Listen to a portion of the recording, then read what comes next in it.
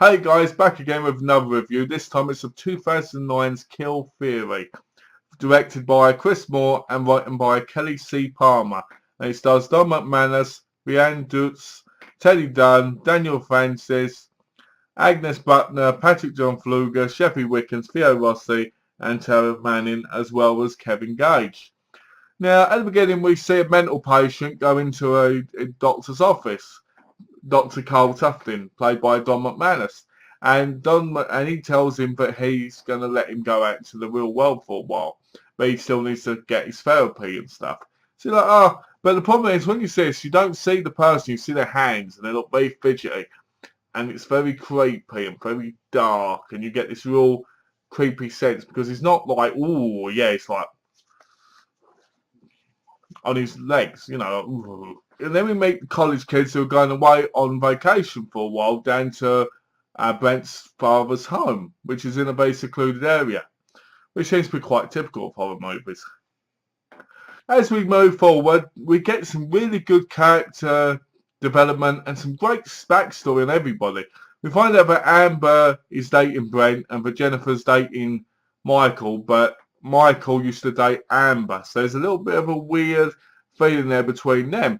We also get to find out that Freddy has very insecure issues and he has some real problems.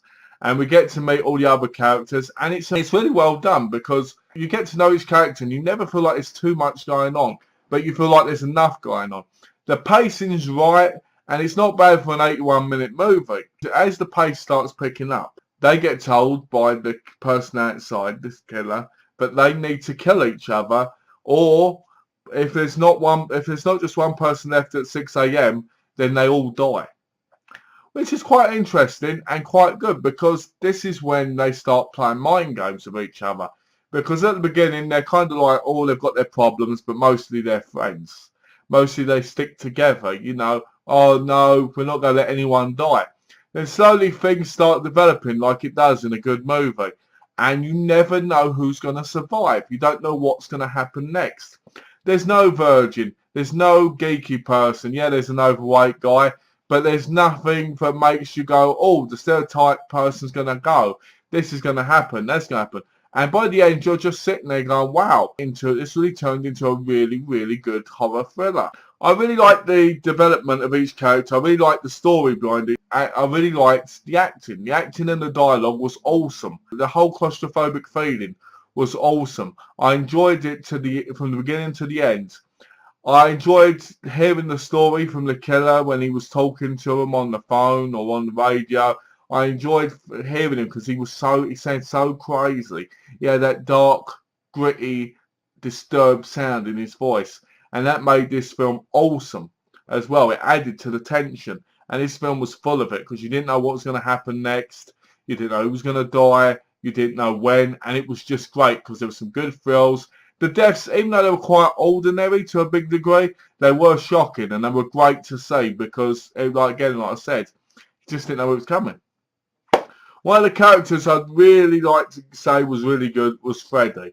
Freddy was an awesome character, especially when he started losing it, because I really felt a sense of realism in his character. From the hurt, from the frustrations, from bullying, and from the darkness of him just not knowing what to do. But it was too much on him. And I really enjoyed that. I thought his character really, really made a part of the movie special. I felt like we could all relate to each character, and I think that's what really brought it home to being a good movie. I really enjoyed the ending, because the ending really, really made it complete, in my view.